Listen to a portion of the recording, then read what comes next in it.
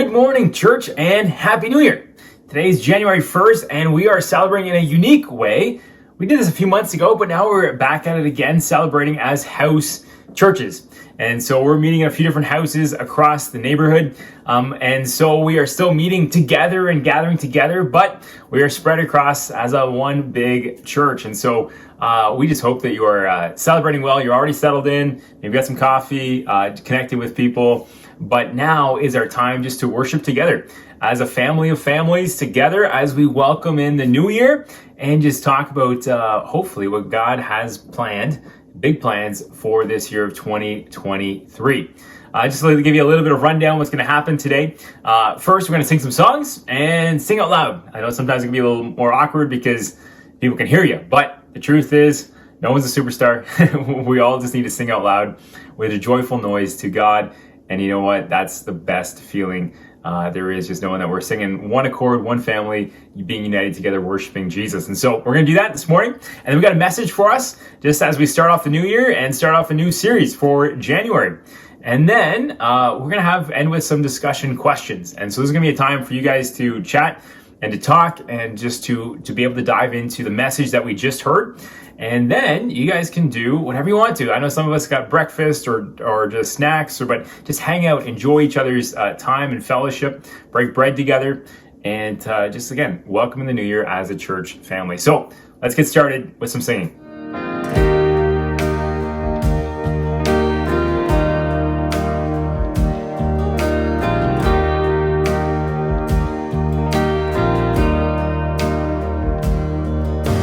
Amazing grace, how sweet the sound that saved a wretch like me.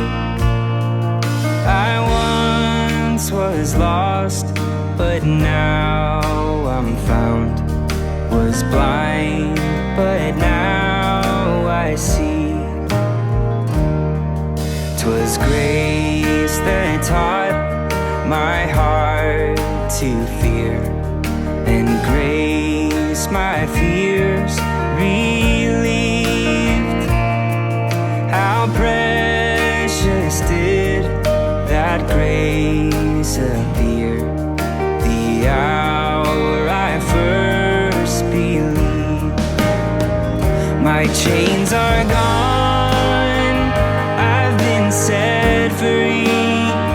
My God, my Savior has ransomed me, and like a flood, His mercy reigns, unending love, amazing grace.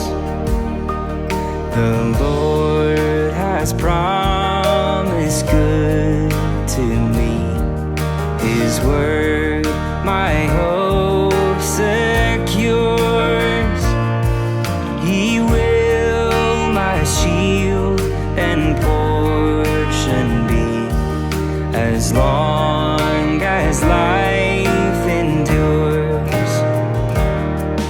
The earth shall soon dissolve like snow, the sun forbear to shine, but God who called me here below will be forever mine.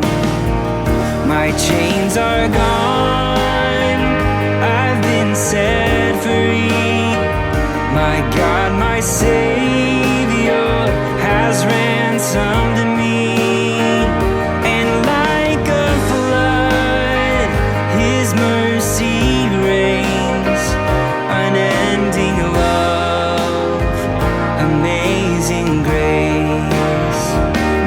Chains are gone, I've been set free.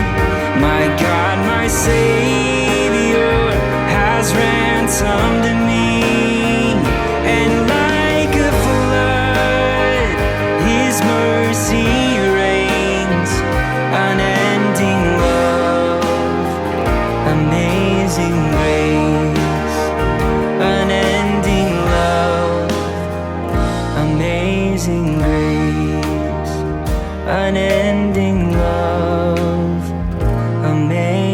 amazing grace.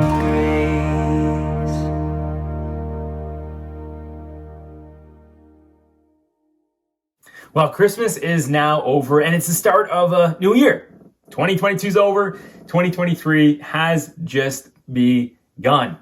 And in our culture, many times we set New Year's resolutions. We talk a little bit with optimism about what this year might be all a part of. But for us as Christians, our optimism is not the fact that the calendar just turned over to a different year, but our hope is always founded in God. And our God is a God who does great and mighty things, new things, has the power to change us and change our lives. And so as we start this new year, we want to start January off with talking about what can God do in 2023. It's a new year, but it's the same God and it's the same mission. And it's just continually on that journey that God has always brought us on. And from day one, our church has always wanted to be what we call a gospel-centered church. A church that is centered around the gospel. A church, a group of Christians who are committed to the central message of Jesus. Committed to Jesus, committed to what he's about, committed to his mission. And so, as we start today, we want to start a brand new series that we're going to go over for 4 weeks, including this week, throughout January. And we're going to be talking about what does it mean to be a gospel-centered church. And as we go, we're going to be talking about setting goals and setting ambitions and what does that actually look like. And so today, as we start this off, especially in house churches, I want to focus in on us as individuals, us as members of the church. Because, we can't be a gospel-centered church unless we are a church of gospel-centered people. It is about individual responsibilities, but us each saying, hey, I want that. We want to follow God. I think of Joshua when the Israelites went into to take over the promised land. Joshua was trying to rally the whole nation to say, hey, we are a God-following, a God-fearing nation. But it started by Joshua saying, as for me and my house, I will follow the Lord. And so as we start January 1st, first day of a brand new year, that's what I want our focus to be on. It's for all of us as individuals to step up and say, I will be a gospel-centered follower of Jesus. As for me and our house, I will follow the Lord. And the more and more we do that, the more and more healthier the chains and the link of our churches, then the healthier the chain's going to be, right? We're going to be healthier as a body, as the members itself specifically become more and more healthy. And so that's where we want to start. And then the next 3 weeks, we're going to be talking more about it as a church, corporately, as a group, as a community. But today, we want to talk about being centered on the gospel as members. And so for that, what we're going to do today is we're going to set some goals. I know not everyone's goal-oriented people. I know sometimes goals scare people. Some people love goals. Some people will just reject goals. But I think setting goals is a healthy thing to do. It's a healthy thing to do because God is a God on a mission. He's on a mission, which means he's got a beginning, he's got a journey, and he's got an end. He's got a destination that God is wanting to bring. And as we saw throughout Christmas, right, God is all about bringing his kingdom to this earth and establishing people in a right relationship with him through the death of Jesus on the cross. And so our God is a God on mission. Our God is a God on a journey, going towards a destination, setting goals and achieving those goals. And so for even as us as Christians, there's never a time where we want to be staying in the same place. We want to continually be improving, continually growing, continually moving, that we grow our relationship with Christ. And then also we see God using us to grow his kingdom here in the First Mississauga, Church of Meadows, our neighborhood, and all around the world. And so our God is on mission. And so we too want to see progression and want to see growth. And so that's what we are focusing in on today. If we want to be a gospel-centered church, then we need to be gospel-centered members who are focused on growth in that gospel. Growth in that gospel. Now, I know for myself, I've been called a very driven person at times. and maybe too driven. And there's always a balance between that. If you're driven, you want to make sure if you're the one driving the car, moving things forward, that your passengers are also following along and not falling out of the car. And so we need to be driven, but we're also driving together. We're driving together. We're on this journey together. But one of my heroes, one of the people in the Bible that I love to look at is the Apostle Paul. He was a very driven person.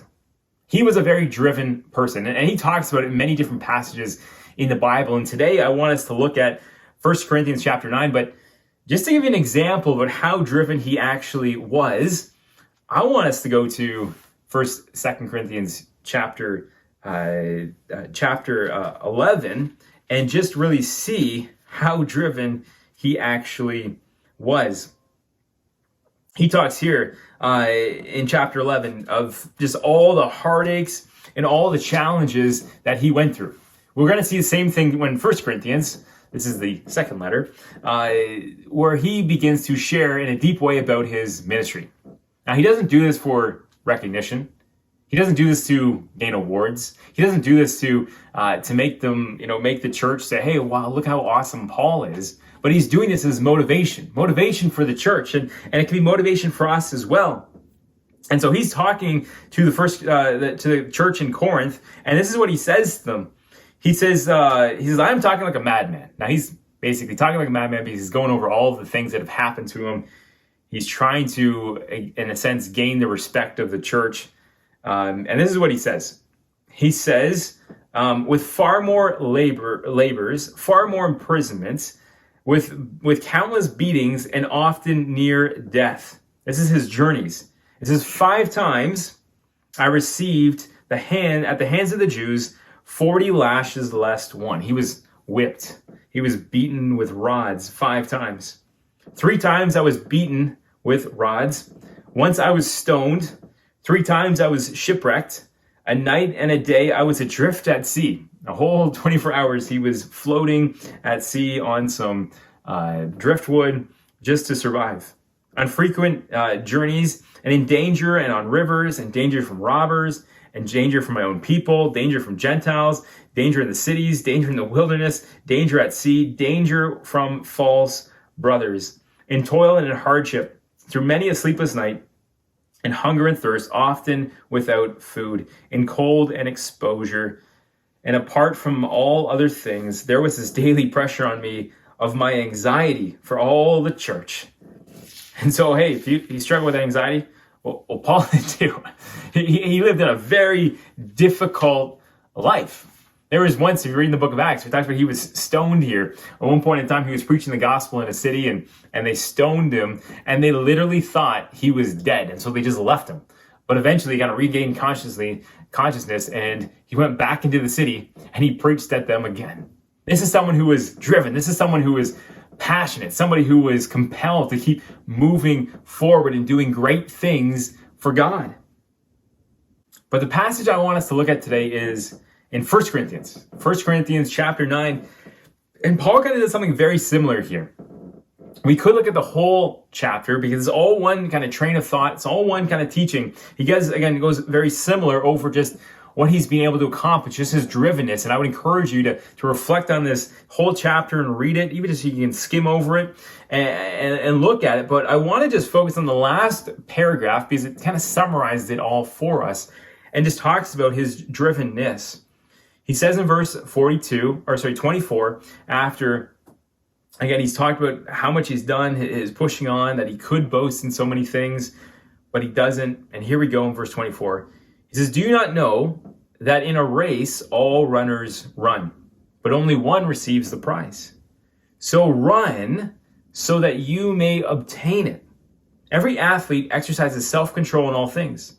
They do it to receive a perishable wreath, but we as Christians, an imperishable one. So I do not run aimlessly. I do not box as one who beats the air, but I discipline my body and keep it under control, lest after preaching to others, I myself should be disqualified. And so Paul here, actually many times in the New Testament, Paul uses this analogy when it comes to his drivenness and pushing on and encouraging us as Christians to keep pushing on too and keep growing in our faith. is he uses the idea of an athlete. And especially here for the church in Corinth, Corinth was a place that hosted this biannual, kind of like the Olympics. It was kind of second to the Olympics in this at this point in time, 2,000 years ago. It was a very famous place for sports and athletic competitions. And so Paul actually often uses the idea of sports analogies to help the people in Corinth to better understand what he's talking about. And we just had the World Cup. Right? It was an awesome World Cup. Some people talk about it as the best World Cup. I know we got a lot of soccer fans out there in our church. Not everybody, but I love soccer. I love watching it. I love playing at it. At the World Cup this time, we saw somebody who was, questioned, is he the greatest soccer player of all time?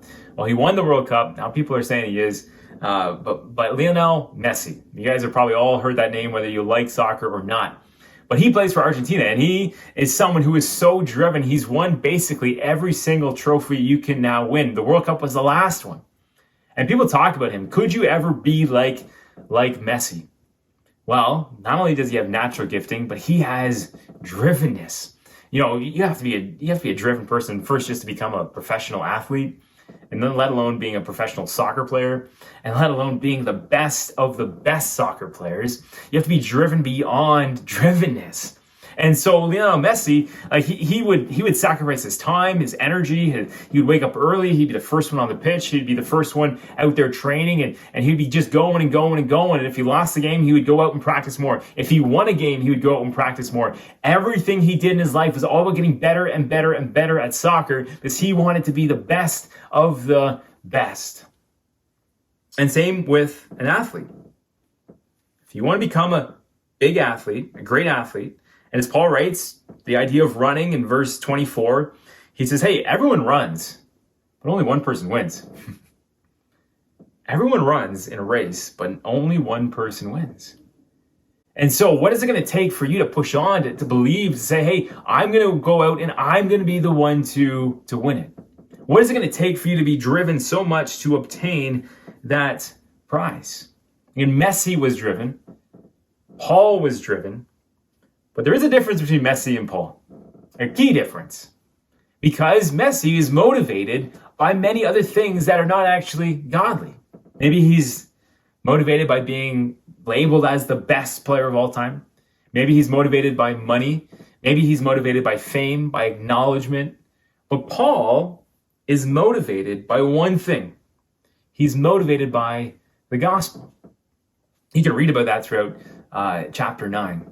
Where Paul talks about how he should be getting paid tons of money for being a pastor, for being someone who goes and shares the gospel. He should be acknowledged for all these things, but he doesn't do it for any of that. Many times he's the one being mistreated. He's the one being beaten. He's the one, going out and being shipwrecked, right? He's going through all this suffering. His life is just filled with suffering after suffering after suffering. And he's like, why do I keep doing it? Why?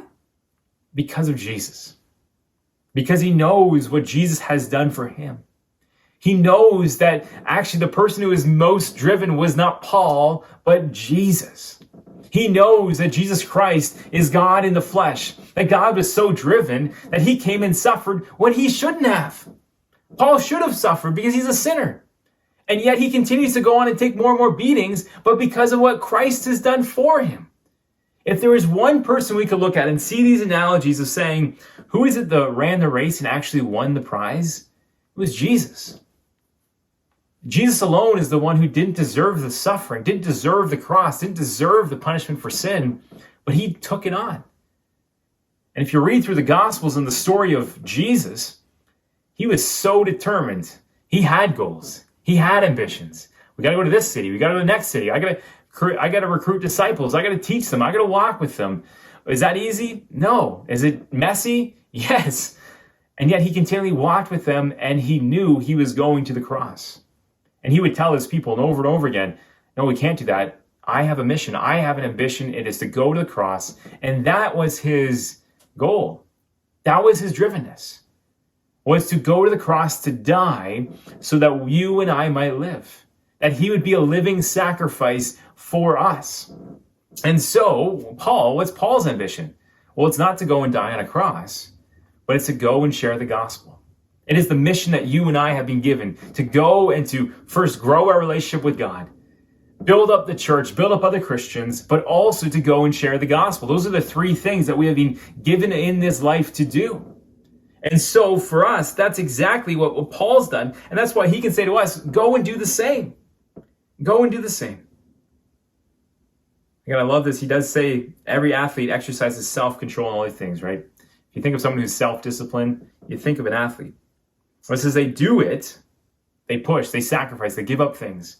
They sacrifice their time, their energy, their food, their diet. They do it to receive a perishable wreath. Right, that was the award back then at this event here, this sporting event in Corinth. Messi won a trophy, and although it was made of gold, it will still perish. It will still eventually leave his hands.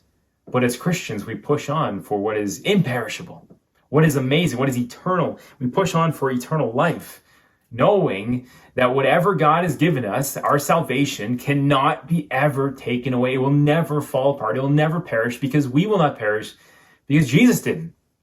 Jesus died, but he rose again. And so the same promise is for us. And that is our eternal reward. Not that we have earned it, but because Christ has given it to us. And so again, in verse 26, he says, I do not run aimlessly. He does not box as someone that says punching the air, right? If you're in a ring with somebody, you don't want to be punching thin air. If you're boxing, you want to be punching the target. You want to be punching the other person. That's how you're going to win. And so how do you do that? You don't do it aimlessly. You live every single of your life, every single aspect of your life, like you're in the ring. And if you're in the ring, if you're in a boxing ring, if you're in a fight and you're not focused, what's going to happen? You're going to get knocked out. And so in the same way, Paul says, hey, treat your life the same way. You're not off to the sideline. You're not a spectator, but you're in the ring. And if you do not get focused, if you do not focus on overcoming your goals and dealing with your enemy, you're going to get knocked out. And so for us, that's exactly what he's talking about. And in verse 27, it's kind of the thing that summarizes all. He says, but I discipline my body, keeping it under control. Paul disciplines himself. He sets goals. He restricts what his time is. He restricts how much if he had a TV, watching TV. He restricted what he ate. He fasted. He prayed. He pushed himself to go and preach to others, to go and share the gospel with people when it made him uncomfortable, when it was the fear of his literally losing his life. He had fears, and yet he overcame them because he knew the goal was greater than those fears. And so the challenge for us today is the same. Will we be overcome? Or will we be so driven because of what Jesus has done for us that we will push on? Hey, you pushed on throughout 2022. We're here to 2023. And maybe we took some blows. Maybe we didn't meet our goals. Maybe we didn't discipline ourselves like we should have. But hey, we got 2023. Time for new goals. Time for new ambitions. And we want to make sure that we are motivated to do those. Again, not for awards, not for acknowledgement, not because we're gaining more from God, but we do those things because we are so motivated because of the love that Jesus has done for us. He was driven for us, and so we can be driven for him. As we bring this to a close, I want us to really walk home today with a strong application. And hey, we got our discussion time today. So we'll be able to discuss it amongst ourselves and be able to work on it already before we start walking home or driving home. But I want you to make sure you walk away with something extremely tangible today. I want to talk about 3 goals, setting 3 goals. And there's 3 kind of aspects of those goals, okay? So 3 times 3. We're going to remember it all. Might be a little hard, but we're going to do this. Hey, we got each other. So what I want you to do is to make 3 goals. These are the 3 categories I want you to have for these 3 goals. 1, spiritual. How are you going to grow spiritually this year? Don't make 10 goals. Make 1 spiritual goal. You're going to read the Bible. You're going to read a certain portion of the Bible. You're going to read 5 minutes of the Bible every day. You're going to read the Bible 3 times a week, 4 times a week at a certain length. You're going to spend some more time praying. You're going to spend some time fasting. You're going to fast once a week.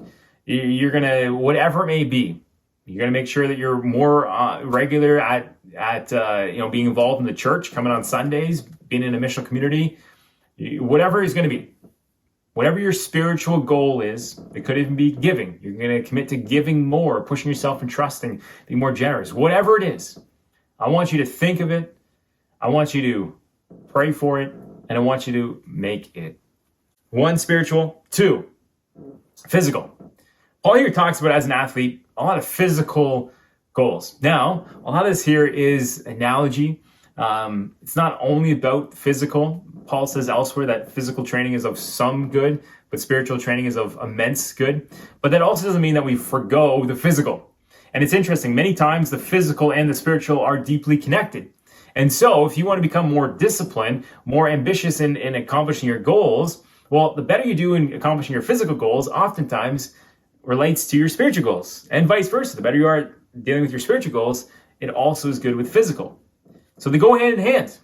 There's a reason why God asks us to fast. It's a physical thing we are doing to our physical bodies. We are showing and proving and testing and demonstrating that we can resist food for a day or whatever it may be. But we are showing that, and that physical aspect has a spiritual component to it. And so I want to encourage you to make, again, those two things. Spiritual goal, but a physical goal. Are you going to lose a certain amount of weight? Are you going to maintain a certain amount of weight? Are you going to change some ways you're eating, some of your diet? Are you going to start exercising? Or are you going to, whatever it may be, start an exercise routine, wake up early, something physical, something that will improve your physical health. I want you to think of that. There's so many different options, but make one goal, okay? One spiritual goal, one physical goal, and then the last one is one family goal, okay? Now, I know we're talking about people with family, with a spouse or with kids, but a family goal. If you are single, we want to encourage you to maybe connect with 1 or 2 other people who are single, maybe a close friend, and make a commitment with them. We can do it. We can do it in community. And so, but one family goal, whether it's, hey, as a family, we're going to commit to reading the Bible once a week, 3 times a week, 5 times a week. As a family, we're going to commit to go and serve once a week. As a family, we're going to pray together. As a family, we're going to give together. As a family, we're going to make sure that we wake up and exercise, whatever it may be, but a family goal, a goal that you can make with your family. And so you're going to have to talk to your family about this. You can't just decide right now. You got to talk about it with your family. So those are the 3 goals. Spiritual goal, physical goal, and family goal. Those are the 3, okay? I got another 3 things. How are you going to do it? How are you going to implement it? And I want you to do this. 1, write it down. Write down those 3 goals.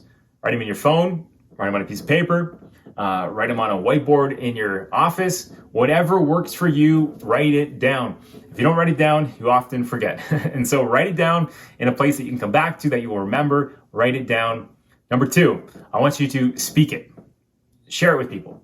Tell your friends, tell the people in your missional community. Even you can tell people later on right now in our discussion time. You can tell them. Speak it.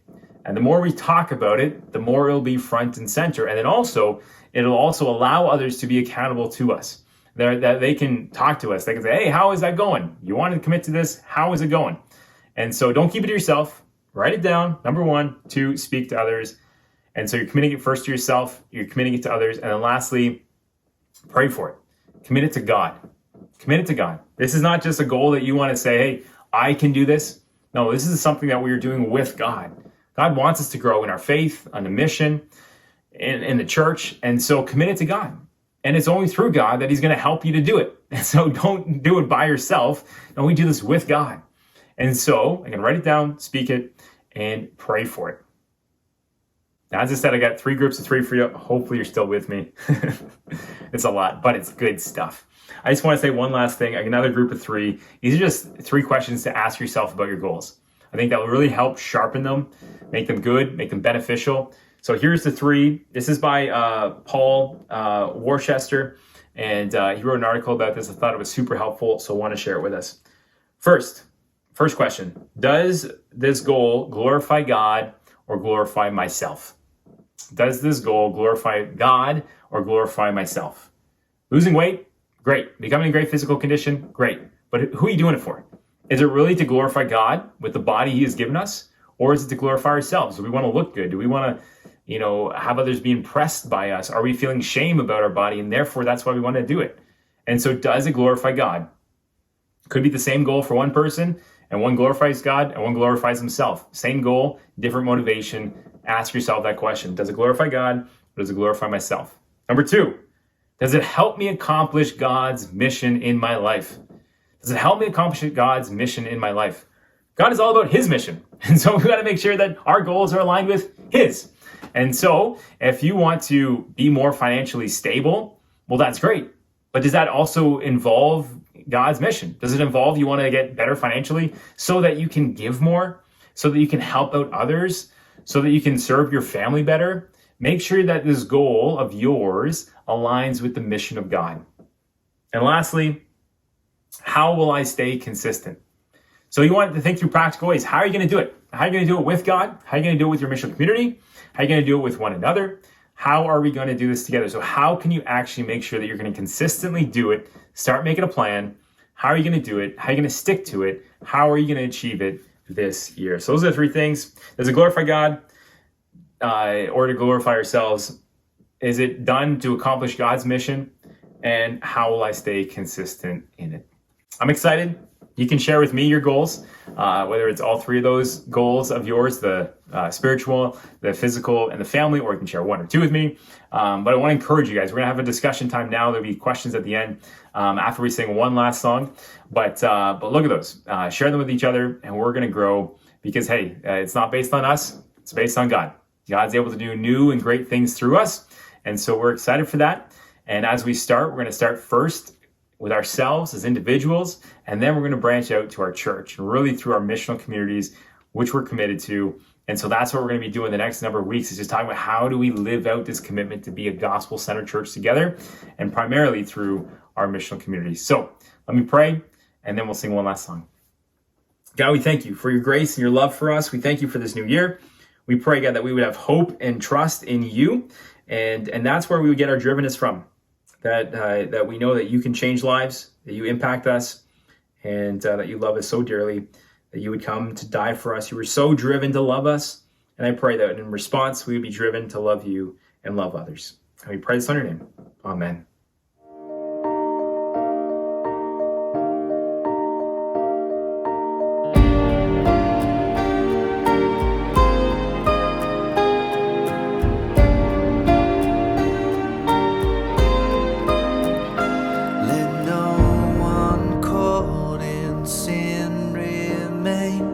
Inside the lie of inward change, but fix our eyes upon the cross and run to him who showed great love and bled for us.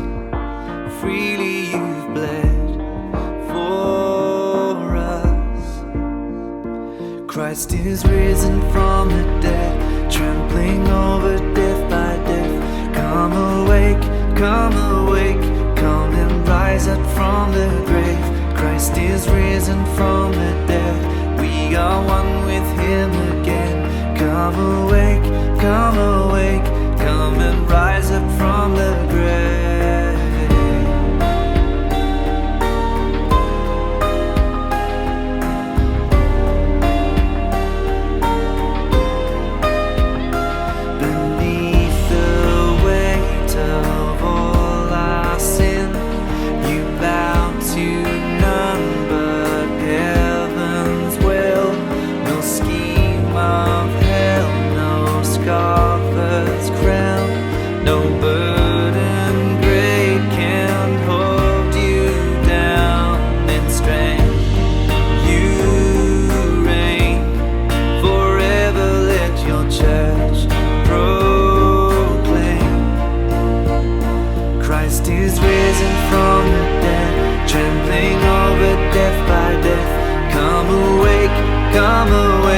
Come and rise up from the grave.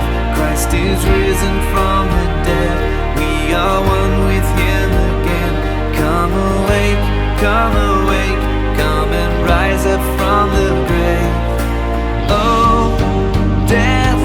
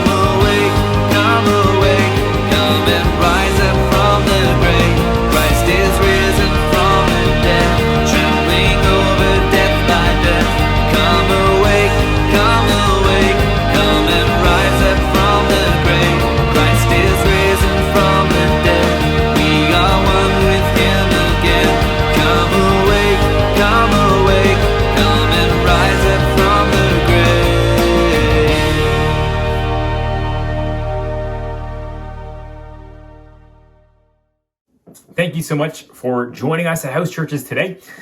Before we get into discussion questions, just want to say a couple things. First off, next Sunday, we're back at the community center. We're going to be at the community center for a long time now with no more breaks. And so I'm excited for that. So next Sunday, January 8th, back at the community center.